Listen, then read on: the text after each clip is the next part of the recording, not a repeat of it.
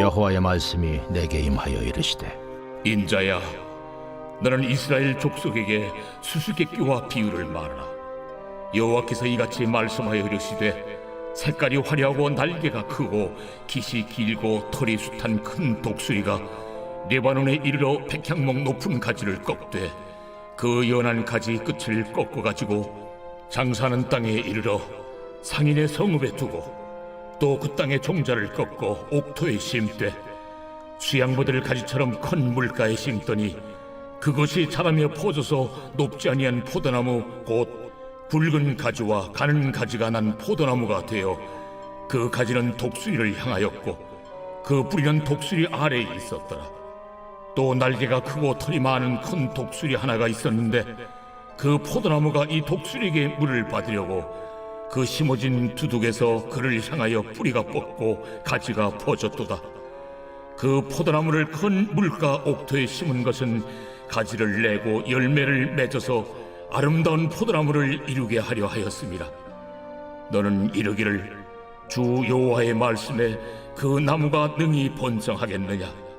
이 독수리가 어찌 그 뿌리를 빼고 열매를 따며 그 나무가 시들게 하지 아니하겠으며 그 연한 잎사귀가 마르게 하지 아니하겠느냐? 많은 백성이나 강한 팔이 아니라도 그 뿌리를 뽑으리라. 볼지어다 그것이 심어졌으나 번성하겠느냐? 동풍에 부딪힐 때에 아주 마르지 아니하겠느냐? 그 자라던 두둑에서 마르리라 하셨다 하라. 말씀을 하루여시는 사랑하는 천안침례교회 성도님들을 축복합니다.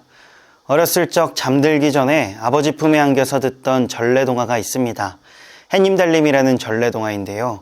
저희 아버지가 전래동화임에도 불구하고 성경 이야기처럼 굉장히 감정을 담아서 맛깔나게 이야기해 주셔서 아직도 기억에 남는 대목이 있습니다.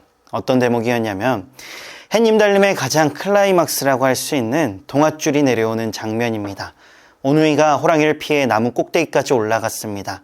더 이상 올라갈 데가 없자 지푸라기라도 잡는 심정으로 눈물을 흘리며 하늘을 향해 이렇게 기도합니다. 하나님, 저희를 구해주시려면 튼튼한 새 동아줄을 내려주시고 그렇지 않으면 썩은 동아줄을 내려주세요. 그러자 하나님은 이 오누이의 간절한 마음을 들으시고 튼튼한 새 동아줄을 내려주시고 오누이는 목숨을 건질 수 있었습니다. 호랑이도 이 오누이처럼 동아줄을 달라고 기도했습니다. 그랬더니 진짜 동아줄이 하늘에서 내려왔습니다. 호랑이는 오누이를 잡아먹을 생각에 입맛을 다시며 줄을 붙잡고 올라갔습니다. 그러자 이내 곧 그 동아줄은 끊어져 호랑이는 떨어져 죽게 되었습니다. 이 호랑이의 모습이 오늘 본문에 나타나는 이스라엘의 모습과 굉장히 닮아 있습니다. 이스라엘은 썩은 동아줄을 붙잡게 됩니다. 그래서 호랑이가 높은 곳에서 추락한 것처럼 택함받은 백성에서 포로민으로 이스라엘이 전락하게 됩니다. 오늘 이 시간에는 이스라엘이 붙잡은 썩은 동아줄이 무엇인지 알아보고 우리의 신앙의 태도를 점검해 보면서 우리가 붙잡아야 할 것은 무엇인지 함께 알아보기를 원합니다. 오늘 말씀에서 하나님은 에스겔을 통해 비유로 이스라엘에게 예언하십니다. 단락별로 비유의 대상과 내용을 말씀드리자면 1절에서 4절 말씀을 보십시오. 여기서 큰 독수리는 하나님께서 이스라엘을 심판하시기 위해 심판의 막대기로 사용하시기 위해서 큰 힘을 주신 바벨론의 느부갓네살 왕을 의미합니다. 백향목은 유다 왕국을, 백향목의 가장 높은 가지는 당시 유다의 왕 여호야긴을 가리킵니다. 3절에 이 독수리가 백향목의 높은 가지를 꺾게 됨을 예언하고 있습니다. 바벨론이 여호야긴을 왕좌에서 끌어내린다는 것을 가리킵니다. 여호야긴은 바벨론의 속국이 되지 않게 하기 위해 애굽과 동맹을 맺으려 했습니다. 그러나 하나님은 갈그미스 전투에서 애굽을 바벨론에 패배하게 하십니다. 이 여호야긴이 애굽과 동맹을 맺어 바벨론을 치려고 했던 반역 때문에 바벨론 제2차 포로기가 시작되었습니다. 또 5절에서 10절을 보십시오. 포도나무는 느부갓네살 왕이 포로로 끌고 간 여호야긴 대신 세운 시드기야 왕을 의미합니다. 이 단락에서 주의 깊게 봐야 할 구절이 있는데 7절입니다. 7절에는 첫 번째 단락에서 등장한 독수리와는 또 다른 큰 독수리가 등장합니다. 이 다른 독수리는 애굽을 상징합니다. 포도나무는 이 다른 독수리에게 가지를 뻗습니다. 이는 바벨론에 의해 세워진 시드기야 왕이 이스라엘의 주권을 되찾기 위해 바벨론을 배신하고 애굽의 도움을 구하려 한 반역을 의미합니다. 이 두 유다 왕의 공통점이 있습니다. 바로 애굽을 의지하려 했다는 것입니다. 그런데 여러분, 우리가 기억해야 할 것은 애굽이 썩은 동아줄이 아닙니다. 썩은 동아줄은 내 생각과 내 힘입니다. 유다를 향한 하나님의 뜻은 온전히 70년의 포로 기간을 다 견뎌내야 하는 것이었습니다. 그러나 여호야긴도 그렇고 시드기야도 그렇고 자신들의 생각과 힘으로 이 포로기를 이겨내려고 하는 것이었습니다. 이는 분명한 남유다의 불순종입니다. 하나님이 유다에게 70년의 포로 기간을 살게 하신 분명한 이유가 있기 때문입니다. 예레미야 50장 20절 말씀입니다.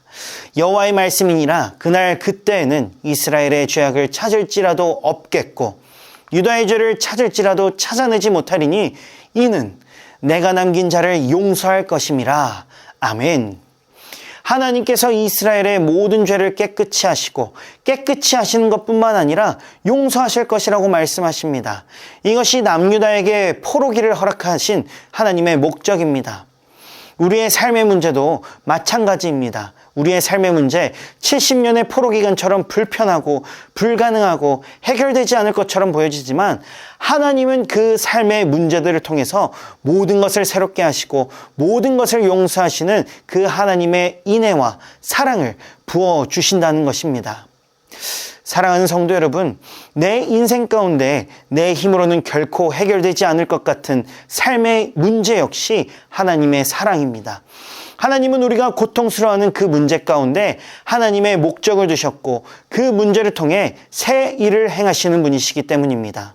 그 하나님의 사랑 앞에 우리가 해야 할 것은 썩은 동아줄을 붙잡지 않는 것입니다. 내 힘으로 내 생각으로 문제를 해결하려고 홀로 고민하고 아둥바둥 살아가지 말아야 한다는 것입니다. 그 대신에 우리가 붙잡아야 할 것은 생명의 동아줄입니다. 오누이의 발밑에는 죽이려고 발톱을 내세우고 쫓아오는 호랑이가 있었습니다. 그러나 이 오누이는 문제를 바라보지 않고 하나님만 바라봤습니다. 하나님이 살려주시고 싶으시면 동아줄을 내려달라고 했습니다. 전적으로 하나님께 맡겨드린 기도를 한 것입니다. 오늘 이 말씀을 듣는 성도님들 가운데 어떻게 해도 해결되지 않을 것 같은 문제들로 인해서 고통받고 계신 성도님들 계십니까? 오늘 이 말씀을 믿고 믿음으로 기도할 때 기도를 방해하는 모든 두려움의 영들, 불확실의 영들이 다 떠나가기를 예수 그리스도의 이름으로 선포합니다. 삶의 문제가 우리를 옥죄어오는 고통이 아니라 하나님이 새 일을 행하시는 역사의 순간이라고 믿어지는 강한 믿음이 부어지기를 예수 그리스도의 이름으로 선포합니다. 모든 문제를 소망으로 바꾸시는 대반전의 역사를 일으키신 하나님께서 그 문제의 결과를 책임지시고 이끄시고 문제를 통하여 깨끗이 하시고 새로운 일들을 펼쳐가시는 놀라운 역사가 있을 줄 믿습니다. 기도하겠습니다. 거룩하시고 신실하신 성령 하나님, 우리의 인생 속에서 우리는 모든 것을 능히 감당할 수 있는 이유는 가장 좋은 것만 주신 주님께서 언제나 새 일을 행하시기 때문입니다.